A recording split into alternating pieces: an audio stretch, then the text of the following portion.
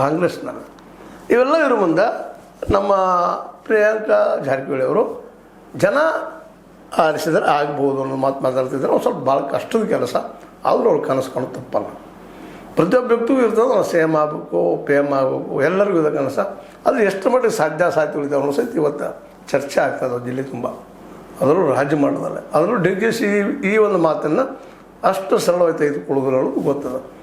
ಯಾಕಂದ್ರೆ ಸತೀಶ್ ಅವರು 2028ರಲ್ಲಿ ನಾನಾ CM ಅಂತ ಹೇಳಿದ್ದಕ್ಕೆ ಎಚ್ಚರಗೊಂಡಂತಹ DK ಹೇಗಾದರೂ ಮಾಡಿ ಸತೀಶನ್ನು ದೂರ ಸರಿಸುವಂಥ ಸಿದ್ದರಾಮಯ್ಯ ಸಮಿತಿ ತೊಗೊಳ್ಳುವಂಥ ಕೆಲಸ ಮಾಡಿದರು. ಅದರಲ್ಲಿ ಯಶಸ್ವಿ ಆದ.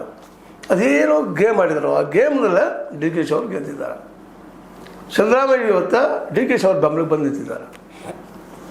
ಹಿಂಗಿದ್ದಾಗ DK ಮತ್ತು ಸಿದ್ದರಾಮಯ್ಯ ಇಬ್ಬರು ಬಂದಾಗ ಕಾಂಗ್ರೆಸ್ನಲ್ಲೇ ಸತೀಶ್ ಅವ್ರಿಗೆ 113 ಜನ ಶಾಸಕರ ಬೆಂಬಲ ಅಥವಾ 70-80 ಜನ ಶಾಸಕರ ಬೆಂಬಲ ಸಿಕ್ಕಿತ. ಮೊದಲು BJPಗೆ ಹೋದ್ರೆ BJPಯಲ್ಲಿ ಯಡಿಯೂರಪ್ಪನವರು ತಮ್ಮ ಮಗನೇ CM ಮಾಡಿದ್ಬಿಟ್ಟು ಸತೀಶ್ ಅವ್ರನ್ನ ಮಾಡ್ತಾರೆ. ಅದೇ ಕಾಲಕ್ಕೆ ನಮ್ಮ ಈ JDSನಲ್ಲೂ ಅವ್ರದ್ದು ಕಷ್ಟ ಅದ. ಮೊದಲು ಅವರೇ CM ಆಗೋದು ಭಾಳ ಕಷ್ಟ. ಯಾಕಂದ್ರೆ ಮಿನಿಮಮ್ 40-50 ಜನ ಆಯ್ಕೆಯಾಗಿ ಬರಬೇಕು ಅವರು JDSದವ್ರು. ಅಂದಾಗೇನೋ ಆಸೆ ಮಾಡ್ಬೋದು, ಇಲ್ಲಾಂದ್ರೆ ಅವರು BJPಯ ನಾಯಕರಿಗೆ ಶೆಲ್ಟುವಂಥ ಪ್ರಸಂಗ ಬರ್ತದೆ.